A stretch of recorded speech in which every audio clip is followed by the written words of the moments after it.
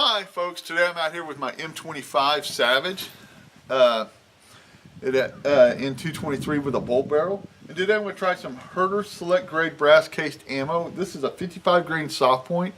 I'm going to shoot it out at 100 yards, see what kind of pattern we get as well as the velocity we get out of it. So stay tuned and let's get after it.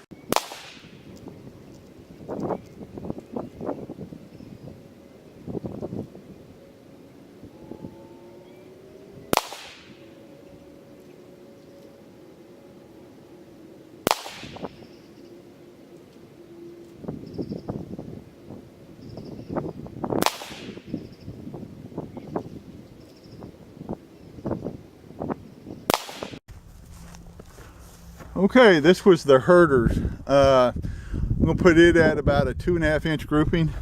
It grouped fairly well. Thanks again for watching. You have a wonderful day, and please subscribe.